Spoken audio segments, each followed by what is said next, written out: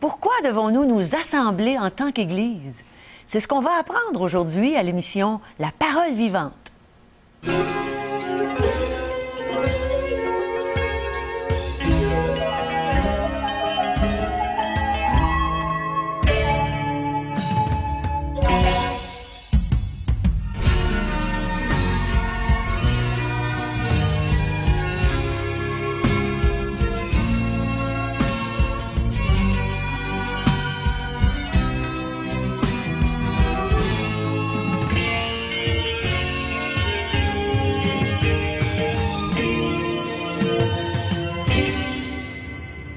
Bonjour chers amis et bienvenue à une autre émission, La Parole vivante.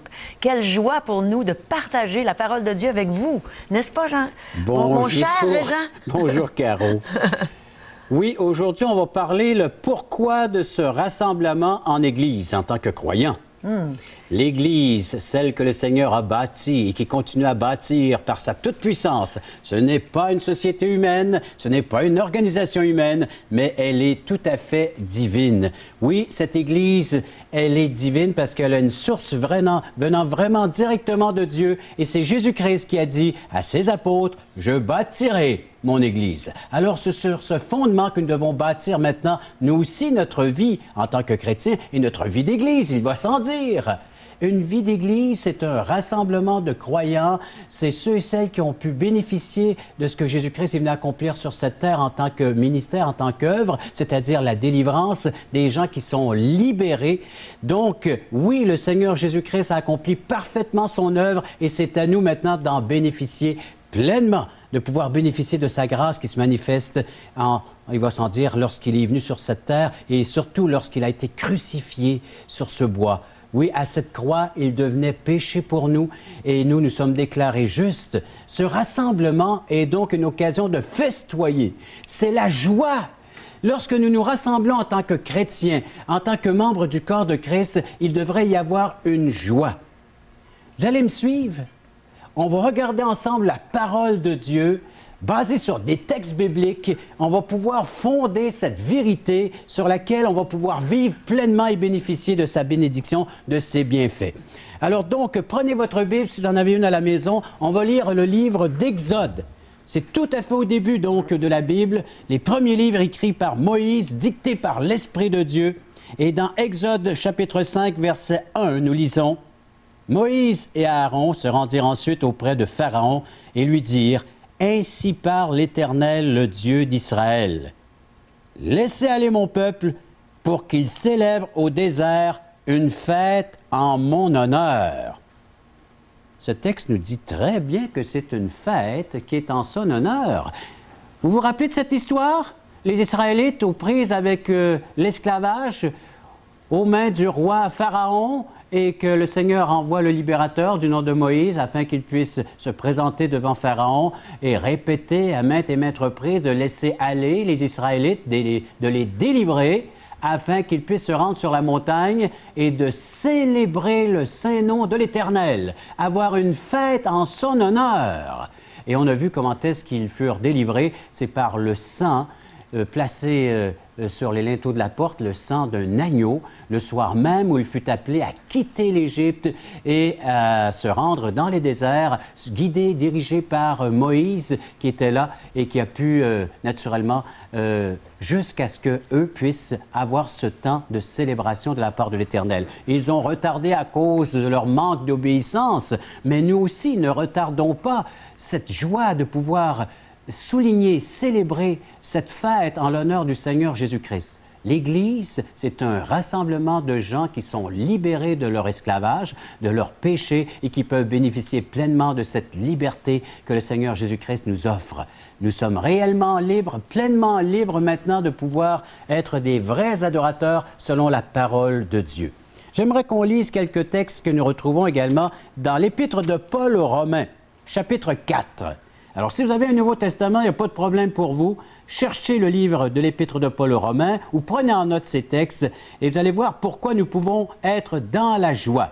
Romains chapitre 4, à partir du verset 6. De même, David exprime le bonheur de l'homme à qui Dieu impute la justice sans les œuvres. impute la justice sans les œuvres, c'est-à-dire qui met sa justice au compte de l'homme. Vous voulez bénéficier de la justice de Dieu? Il y a une seule façon de pouvoir bénéficier, c'est que Dieu vous déclare juste. Non à cause des œuvres, comme on vient de lire, ce n'est pas à cause de nos propres œuvres, mais à cause de l'œuvre que Jésus-Christ a accomplie pour nous à la croix. C'est pour ça qu'on peut être déclaré juste si nous nous identifions avec ce que le Seigneur Jésus-Christ a porté pour nous à la croix. Et le texte précise à nouveau, « Heureux ceux dont les iniquités sont pardonnées et dont les péchés sont couverts. Heureux l'homme à qui le Seigneur n'impute pas son péché, c'est-à-dire qu'il ne réclamera pas son dû, ce salaire. Le salaire du péché, c'est la mort, nous dit les Saintes Écritures. Mais le don gratuit de Dieu, c'est la vie éternelle en notre Seigneur Jésus-Christ. C'est en lui que nous pouvons nous réfugier, trouver la pleine liberté et le fait même de ne plus être esclaves de notre péché. Vous voulez profiter de cette liberté et vous en réjouir et vous joindre à d'autres personnes qui ont expérimenté la même chose que vous, cette pleine délivrance? Alors c'est l'Église. L'Église est composée de pécheurs qui ont été pardonnés, sanctifiés, libérés de ce pouvoir des ténèbres afin de pouvoir devenir des êtres vivants. De mort que nous étions spirituellement, nous sommes devenus des êtres vivants. C'est ce que le Seigneur déclare. Et savez-vous ce que le Seigneur déclare aussi? Toujours basé sur les Saintes Écritures, vous lirez vous-même dans l'Évangile selon Luc, chapitre 15. Chaque fois qu'il y a un pécheur qui se repent, c'est-à-dire qui abandonne, qui confesse, qui reconnaît, qui a offensé Dieu par sa vaine manière de vivre, et qui le déclare, qu'il confesse à Dieu, et qui se tourne vers Dieu pour implorer sa grande miséricorde, son pardon, c'est-à-dire qui reçoit la vie éternelle. Oui, alors qu'il se repent de son péché et qui se tourne vers Jésus-Christ comme étant la seule solution, le seul qui peut parfaitement libérer le pécheur, eh bien dans le ciel, il y a de la joie. C'est ce que nous lisons dans Luc chapitre 15. La joie au ciel. Les anges se réjouissent parce qu'un pécheur a reconnu son besoin de sauveur et dans le ciel, ça se manifeste. Et savez-vous ce qui arrive avec cette joie qui se manifeste dans le ciel? Elle se reflète, elle se manifeste aussi au sein de l'Église. Chaque fois que nous voyons un pécheur repentant qui se joint à l'Église, au corps de Christ, à l'Église locale, on sait que c'est l'Église universelle depuis le livre des Actes jusqu'à aujourd'hui, mais d'une façon plus concrète, c'est l'Église locale. Et à l'Église de l'Espoir, d'où je suis pasteur, nous nous réjouissons de voir un pécheur qui reconnaît tel qu'il est et qui bénéficie de l'œuvre de Jésus-Christ et qui reçoit pleinement ce pardon. Il se joint à nous, il devient un membre du corps de Christ, et nous nous réjouissons et les anges se réjouissent. L'Église est dans la joie. C'est donc une célébration. Ce n'est pas un club privé, ce n'est pas une institution faite de main d'homme. Alors c'est Jésus-Christ qui œuvre ici-bas sur terre, qui appelle le pécheur et qui le délivre de son péché, de son esclavage, et qui l'emmène maintenant à pouvoir bénéficier de ses bons soins, de sa consolation, d'être édifié, de pouvoir être maintenant bâti sur le fondement inébranlable et solide qu'est le Christ, le fondement de son Église. La chaise a besoin de ses 4 pieds pour être solide. Eh bien, le chrétien a besoin aussi de ses 4 pattes de chaise, si vous voulez, ces 4 fonctions que le chrétien devrait occuper, c'est-à-dire dans une Église. Vous verrez ça dans Actes chapitre 2. Le Seigneur Jésus-Christ nous dit maintenant de persévérer dans la prière, de persévérer dans l'enseignement des apôtres, donc dans les Saintes Écritures, de persévérer dans la communion des saints et dans le partage. Et le chrétien qui est accompli, le chrétien qui est devenu cet être maintenant, qui est régénéré, qui est un nouvel être, peut bénéficier pleinement de cette vie au sein de l'Église et d'accomplir ses fonctions et ses services. Alors donc, voilà ce que le Seigneur Jésus-Christ met en réserve de ceux et celles qui croient en lui. Et vous pouvez en bénéficier pleinement. C'est ce que le Seigneur vous accorde aujourd'hui. C'est une grâce. Vous savez, malheureusement, il y a beaucoup trop de chômage. Et je ne parle pas de notre société aujourd'hui qui parle de ces statistiques que nous recevons mois après mois, nous pouvons lire dans les journaux ou entendre à la télévision. Je parle de ce chômage spirituel. Vous savez, la plus grande crise se trouve au sein de l'Église. Si tu fais partie de l'Église, es-tu au service du Seigneur, de celui qui t'a délivré et a fait de toi ton enfant, son enfant? Vous savez, il y a plus de 70% de chômage dans nos églises. Oui, alors donc 70% des chrétiens chôment. Pourquoi? Parce qu'ils ne sont pas impliqués dans un ministère, ils ne sont pas impliqués dans un service chrétien. C'est peut-être ton cas, toi qui écoutes cette émission présentement. Tu peux changer tout cela parce que le Seigneur te rend apte à le servir au sein de l'Église locale. Une grâce qui t'est offerte aujourd'hui, de devenir le serviteur, la servante du Seigneur. Le Seigneur a dit, je bâtirai mon Église, et il nous appelle à devenir des co-ouvriers avec lui. Et tu peux faire partie de cette belle équipe gagnante, je tiens à préciser, une équipe gagnante. Nous voyons la victoire déjà dans les futurs événements, dans l'Apocalypse. Cette Église qui brillera, qui régnera avec son Seigneur dans les lieux célestes. Nous sommes des citoyens célestes et nous investissons maintenant dans cette nouvelle demeure, dans ce nouveau royaume, le royaume des cieux, le royaume de Dieu. Es-tu prêt à vivre ainsi? C'est la vie que le Seigneur t'offre au sein de son Église. Une Église locale, près de chez toi. Et tu peux te renseigner auprès de nous. Nous allons te faire part de donner des adresses de ces églises. Mais premièrement, tu dois accepter Jésus-Christ comme ton sauveur personnel. Et ensuite, le Seigneur te dirigera vers cette adresse locale, vers cette adresse de l'Église locale, où tu pourras investir ton temps, ton énergie et ton argent aussi. Investir dans le royaume de Dieu. L'apôtre Pierre a dit que de nous édifier les uns les autres comme étant des pierres vivantes. Et c'est ce que vous êtes maintenant, la personne de Jésus-Christ. Oui, Jésus-Christ est le fondement, et nous, nous sommes des pierres vivantes, et c'est une bâtisse spirituelle, l'Église. C'est pas des pierres puis des briques, non. Souvent, on entend parler, oui, je vais à l'Église, puis on identifie avec le mot Église le bâtiment. Mais l'Église de Jésus-Christ est composée d'êtres vivants. Des gens qui étaient morts spirituellement, qui ont été régénérés, qui sont maintenant rendus à la vie, et qui peuvent vivre maintenant pleinement cette vie de Christ en eux et la partager avec d'autres qui ont mis leur confiance aussi dans la personne et l'œuvre de Jésus-Christ. Alors ne chômons plus, hein? Travaillons et luttons, comme on le chante si bien dans nos églises. C'est un cantique que j'aime chanter avec mes frères et mes sœurs en Jésus-Christ. Travaillons et luttons.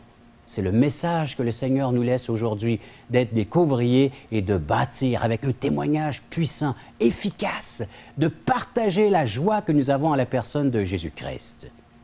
Médite là-dessus et réponds à son invitation et prends le temps qui vient en écoutant ce chant et de répondre à son appel.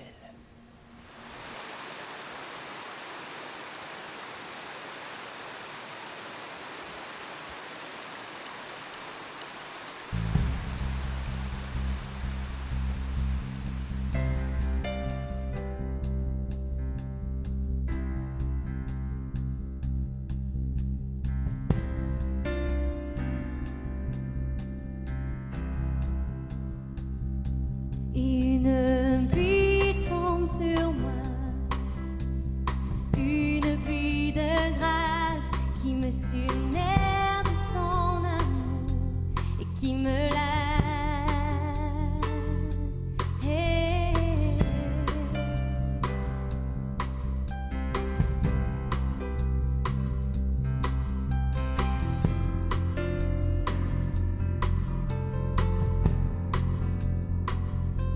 Une pluie tombe sur moi,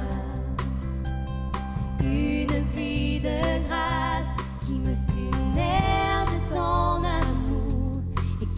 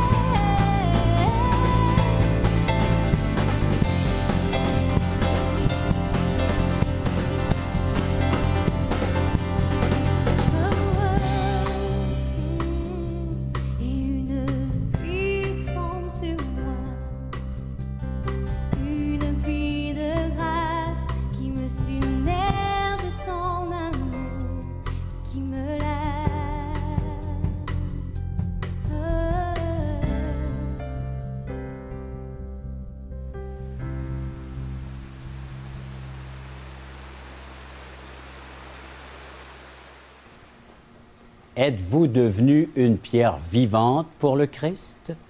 Faites-vous partie de cette structure spirituelle de la maison de Dieu? Relisons ce texte que nous retrouvons dans 1 Pierre, chapitre 2. Je vous l'avais cité de mémoire, mais là nous allons le lire, 1 Pierre, chapitre 2, et le verset 4.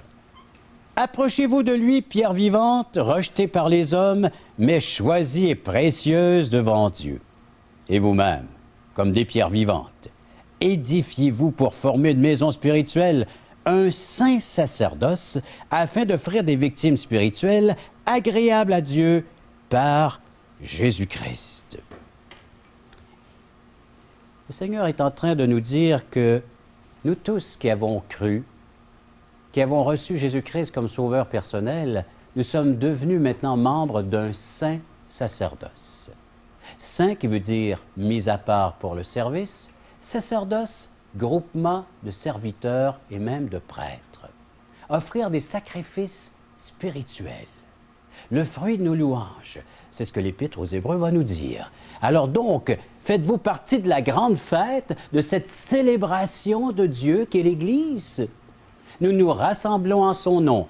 C'est son appel, c'est son invitation, comme il l'a fait pour les Israélites à sortir de l'esclavage du Pharaon et de devenir maintenant de ces gens libres, de pouvoir l'adorer sur la montagne. Eh bien, nous aussi, nous sommes invités maintenant à quitter ce système du monde et de pouvoir maintenant s'intégrer à ce nouveau royaume céleste en tant que citoyen des cieux, de quitter le royaume des ténèbres pour le royaume de la lumière et de la vie, qui est l'Église, qui regroupe toutes ces personnes, et de devenir maintenant des prêtres et d'offrir des sacrifices agréables.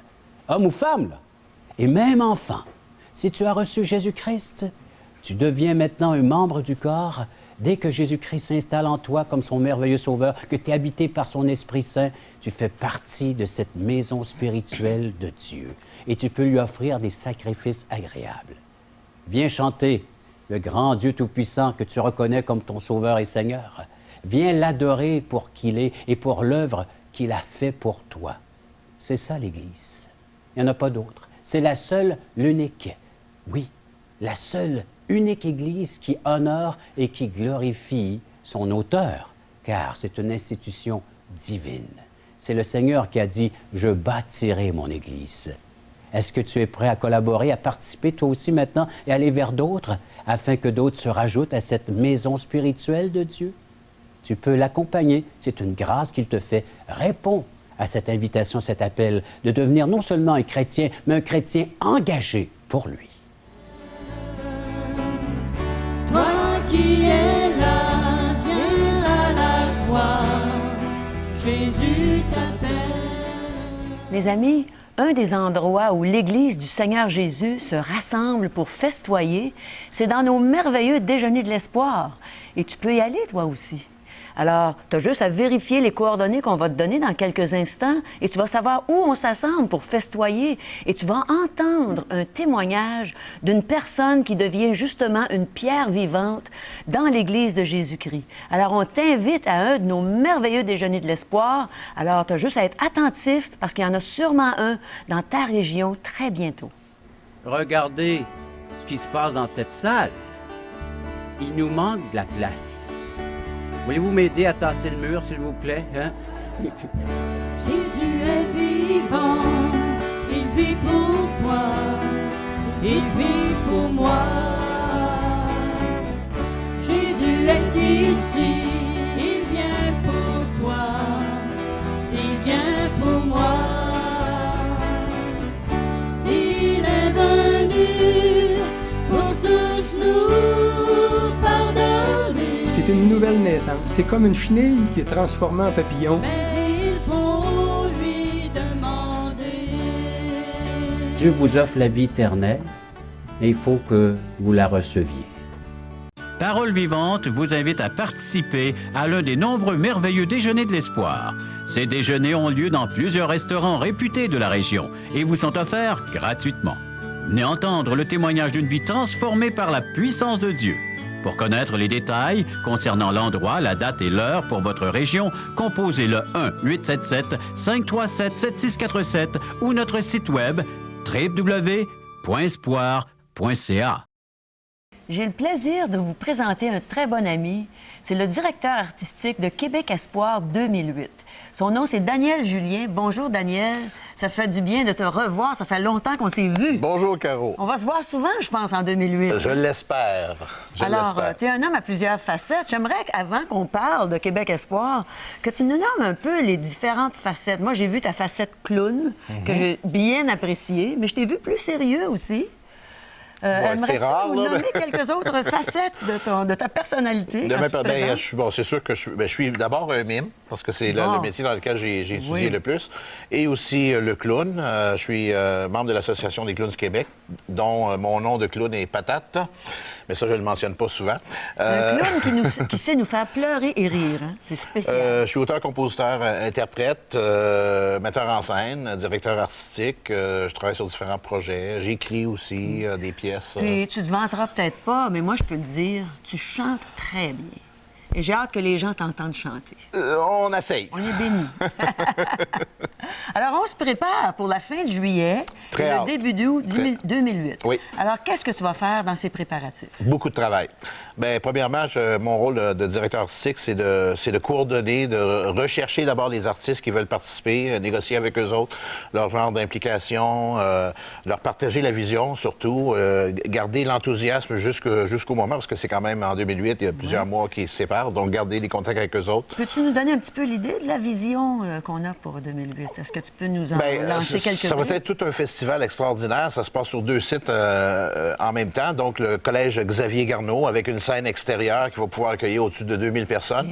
L'auditorium Garneau aussi, qui peut accueillir plus de 500 personnes. Il y a un amphithéâtre de 150 personnes, complètement multimédia. Avec différents spectacles. Oh oui, oui. Des expositions de peinture, de la poterie. On veut donner un peu c'est comme un estrade aux artistes en art visuel, entre autres, de venir présenter leur œuvre et de parler de Dieu à travers ce qu'ils font. On veut permettre aux artistes aussi de la scène, chanteurs, chorales, mimes, etc. Est-ce qu'on peut en nommer ou si c'est un secret pour l'instant? Ben oui, on peut en nommer qui sont officiels, entre autres. On a la salle Albert Rousseau. Oh là là! Oui, il va y avoir des congrès durant le jour et en soirée, ça va être des spectacles de niveau professionnel. Il y a la chorale Gyra Gospel Choir qui a chanté avec Mario Pelcha. Donc, eux autres, c'est un gros nom. Ils ont accepté de venir. Il y a Luc Gingras, il y a Daniel Julien en spectacle aussi. À ne pas manquer. En première partie. Il y a aussi un groupe que j'ai découvert cette année, extraordinaire, mais vraiment, je pense qu'ils vont avoir un gros impact, c'est le groupe Corde de Muse. Oui, il va y avoir plein de gens différents, entre autres Andréane Lafleur qui a gagné un Dove Award pour meilleur artiste de l'année Gospel, meilleur album de l'année en Alberta lorsqu'elle a été là-bas. Oui, ça va être assez extraordinaire. J'ai entendu parler d'un groupe Cristal aussi. Ah, ça, c'est vraiment, on pourrait dire, la cerise sur le Sunday. Ah oui? Est-ce que j'ai parlé trop vite? Non. Cristal sont impliqués. Ils sont impliqués pendant les 11 jours. Ce qui est extraordinaire, c'est qu'ils ont eu à cœur le Québec. Ils ne sont pas juste ici sous forme de contrat, mais ils nous l'ont dit dès le départ. On sent que Dieu nous veut là. Donc, ils nous ont dit qu'ils voulaient participer. Ils ont fait un prix dérisoire que je ne révélerai pas. Mais ils vont participer pendant les 11 jours. Ils vont donner plusieurs concerts. Ils vont apparaître avant d'autres concerts en première partie. C'est un groupe qui a chanté devant le président des États-Unis. Ils ont gagné de nombreux prix. Ils sont vraiment, ils font du hip-hop, ils font du gospel. Ils ont des voix extraordinaires, ces 3 frères, mais ils vont venir avec un groupe de 7 personnes. Donc, on s'attend à quelque chose d'assez le fun. Et est-ce que tu vas commencer des répétitions bientôt? Oui, bien, entre autres, de coordonner les 64 spectacles qu'on va faire. Je suis à l'écriture d'un spectacle qui s'appelle Mémoire du Guenot, parce qu'on veut soulever aussi tout le côté historique de la chrétienté ici au Québec. Donc, c'est un spectacle multimédia, multidisciplinaire, qui va durer à peu près une 50aine de minutes, à la salle Albert Rousseau, avec marionnette géante, de la danse du multimédia. Ça va être extraordinaire. C'est à ne pas manquer. C'est ça. Alors, il faut que vous joigniez à nous, absolument, pour Québec Espoir 2008.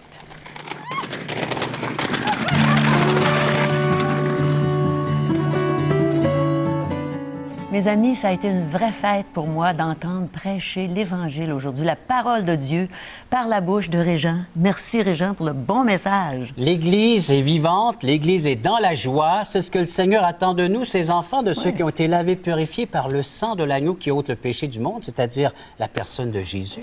Alors êtes-vous dans la joie? Êtes-vous dans cette vie maintenant, dans cette Église qui souligne, qui célèbre maintenant cette festivité, cette adoration? Pour vous aider à le faire, nous avons de la littérature qu'on offre tout à fait gratuitement, l'Évangile selon Jean. Et je vous recommande ce livre et de le lire attentivement. Bien. Également, aujourd'hui, l'espoir, c'est Jésus seul. D'autres textes bibliques à regarder à la maison avec votre Bible en main. En contact, cette revue qui est mensuelle, à chaque mois, vous pouvez recevoir, vous y abonner. Celle-là, elle est gratuite, celle que nous offrons, Oui. avec Charles Stanley, des méditations quotidiennes, à Bons chaque jour, la articles parole de aussi. Dieu. Oui, c'est vrai qu'il y a des articles en plus Oui. sur la vie de l'Église. Oui. Et également, questions fondamentales de J. Blanchard. Nous vous offrons tout à fait gratuitement cette littérature. Et c'est tout simple, je vous invite à signaler le 1-877-L'Espoir, 1-877-537-7647 ou visiter notre site web, espoir.ca. Alors, c'est déjà tout pour aujourd'hui. On vous retrouve bientôt. Je suis certaine que vous allez revenir. On veut vous retrouver à l'émission La Parole vivante.